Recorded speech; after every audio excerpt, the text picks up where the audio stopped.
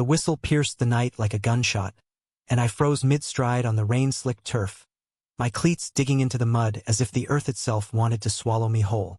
"Miles, what the hell are you doing?" Coach Harlan's voice cracked like thunder, her eyes, sharp as the edge of a switchblade, locking onto mine from across the field, where the rest of the Buckeye Warriors huddled like ghosts in the downpour. In that split second, I knew. Damien's hand slipping from my waist in the shadows of the locker room earlier wasn't just fear.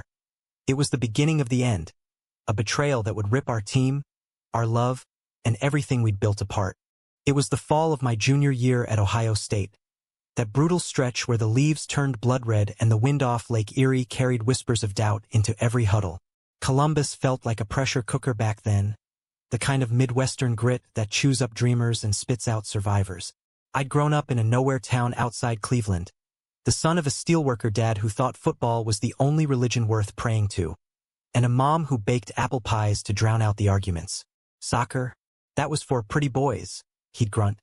But I laced up my boots anyway, chasing the rush of the ball at my feet, because it made me feel alive in a way his factory stories never could. By the time I walked onto the Buckeye pitch as a walk-on freshman, I was all lean muscle and quiet fire, the guy who ran suicides until his lungs burned just to prove he belonged. That's when I met Damien. God, he was a force, 6'2" of Puerto Rican swagger from the Bronx, transferred in on a partial ride after some D2 school imploded in scandal. Broad shoulders that strained his jersey, skin like warm caramel under the floodlights, and eyes that smoldered like the embers of a bonfire on a cold night. He played striker like he was born to it, all explosive power and that cocky grin that said he knew exactly how good he was. Our first scrimmage, he nutmegged me clean through the legs, then turned with a wink that hit me harder than any tackle. "Nice try, Hayes," he laughed, his voice low and teasing, laced with that New York edge. I flipped him off, but inside, something shifted, like the ball had rolled right into the net of my chest. Coach Harlan showed up midway through preseason, a hurricane in cleats. At 38, she was a legend from her days captaining the '98 Tar Heels to a national title, but she'd been blackballed from the men's pro circuit after calling out a sleazy exec for harassment. "I'm not here to coddle you boys," she barked at our first team meeting in the dim fluorescent buzz of the Woody Hayes Athletic Center. "I'm here to forge warriors. And if any of you think gender's got a damn thing to do with grit, you're already off my field." The vets grumbled, guys like Brock, our grizzled center back with a buzz cut and a chip on his shoulder the size of the Rust Belt. Me? I just nodded, stealing glances at Damien across the room, wondering if she'd see through us the way she seemed to see through everything else. She did. Not at first, though. Training under Harlan was hellfire wrapped in discipline. We'd drill until dawn broke over the Scioto River, her voice a relentless drumbeat. "Push! Fight! This ain't Pee-wee. This is where legends bleed." She taped ankles with the precision of a surgeon, quoted Sun Tzu between water breaks, and once benched the entire back line for trash-talking during a friendly against Michigan State. Damien and I gravitated toward each other in the chaos, our cleats syncing up during overlaps, our breaths mingling in the steam of the training room. Late nights in the dorms turned into confessions over lukewarm beers smuggled from the off-campus bars. Back home, my pops would have disowned me for even thinking it, he'd murmur, his fingers tracing the scar on my knee from a high school slide tackle. I'd lean in, heart hammering like a bass drum, and kiss him slow, tasting salt and secrets. It was electric, forbidden fruit in the heartland.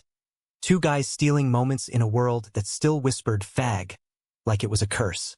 By mid-season, we were undefeated, a machine oiled by Harlan's iron will. The Warriors hadn't sniffed a Big Ten title since '09, but under her, we were poetry in motion. Damien threading passes like silk, me bombing down the wing with crosses that kissed the crossbar. Off the field, our thing deepened. We'd drive out to Hocking Hills on off days, hiking the fog-wreathed trails until we found a secluded overlook, where the Appalachian whispers drowned out our fears. "You're my anchor, Miles," he'd say, pulling me close, his breath warm against my neck. "In this shitstorm of a life, you're the only thing that feels real." I'd believe him every time, because in those moments, with the rust-colored leaves crunching underfoot and the distant hum of semis on I-71, love didn't feel like a battlefield. It felt like home. But cracks spiderwebbed in fast. It started with the whispers. Brock, that meathead enforcer, caught us once. Damien and me, hands lingering too long in the locker room after a win against Penn State. He didn't say shit then, just smirked like he'd found buried treasure. Next practice, the vibe shifted. Tackles got harder, elbows sharper. Harlan noticed, of course, her eyes missed nothing. Team's fracturing. She pulled me aside after a sloppy session. Her voice gravelly from chain-smoking Winstons in the parking lot. You and Reyes, y'all got history bleeding into the game. Fix it, or it'll fix you. I wanted to spill it all. To tell her about the way Damien's laugh lit up the gray Ohio skies. About how loving him made me braver than any goal I'd ever scored. But fear clamped my jaw shut. Coming out in a locker room full of good old boys? That was suicide. The betrayal hit like a red card to the gut. It was 2 weeks before the conference semis. Rain lashing the windows of our off-campus house like it was trying to wash away sins. I'd come back early from film study, key rattling in the lock, expecting Damien's arms around me, that easy grin chasing the chill.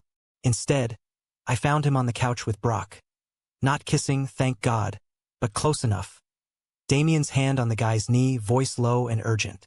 Look, man, Miles is solid, but if we want that starting spot, we gotta play smart. Harlan's watching. Brock leaned in, all false camaraderie, and Damien didn't pull away. My world tilted. Was it ambition? Fear? Or had I been fooling myself all along? Building castles on sand? I bolted, cleats slapping the flooded streets until my lungs screamed, ending up at the empty stadium where the echoes of our cheers still lingered like ghosts. That's when Harlan found me, her truck's headlights cutting through the storm like Judgment Day. She didn't ask questions, just handed me a towel and sat on the bleachers, rain dripping from her Buckeyes cap. Spill it, Hayes. Whatever demons got you out here communing with the rats. The words tumbled out then, raw and ragged. The love, the secrecy, the shatter of seeing Damien choose safety over us. She listened, unflinching, then lit a smoke, the flame flickering defiant. Love's the hardest play, kid. It don't come with a playbook. But betrayal? That's just fear in a cheap suit. You fight for what's yours, or you let it slip away like a bad pass. The next days blurred into fury and frost. I ghosted Damien, no texts, no glances in the huddle. He tried, cornering me in the weight room, eyes pleading. Miles, it wasn't what you think. Brock's been writing me about playing time, saying shit about us. I was just trying to shut him down. But the damage festered, a poison in my veins. Harlan ramped up the pain. Double sessions, blindfolded dribbling drills that left us bruised and broken. Pain forges unity, she'd roar, her silhouette a pillar in the sleet. The team splintered further, rumors flew like shrapnel. Brock spread the poison, calling Damien Reyes the Rainbow behind his back. And suddenly, passes went astray, overlaps faltered. We lost to Indiana 2-1. A fluke goal off a deflected clearance that felt like fate's cruel joke. The press crucified us. Buckeyes buckle under new skirt. Climax crashed down in the semis against Michigan. That eternal rivalry under the lights of Spartan Stadium in East Lansing. The air crackled with hate. Wolverine fans chanting slurs that twisted my gut. Their blue sea a wall of judgment. We were down 1-0 at halftime, mud-caked and morale shattered, Damien and I orbiting each other like wary planets. Harlan gathered us in the tunnel, her face streaked with rain and resolve, voice steady as the Ohio River. Listen up. This ain't about scores or scouts. It's about who you are when the world's screaming you ain't enough. I've been there, called every name, blackballed for loving wrong. But I rose. You will too. Fight for each other. Fight for the truth in your bones. Her eyes met mine, then Damien's, and in that gaze I saw absolution. Second half ignited like dry tinder. I broke down the left, threading a cross that Damien buried with a header that silenced the stadium. A thunderclap of redemption. But Michigan equalized on a penalty, and in the dying minutes, with extra time looming, Brock went down clutching his ankle, milking it for sympathy. Foul on Reyes, the ref bellowed, pointing to Damien's clean challenge. Red card. Ejection. The crowd erupted, and Damien turned to me, face crumpling. Miles, I never meant. But Brock was on him, shoving, snarling. You queer fuck.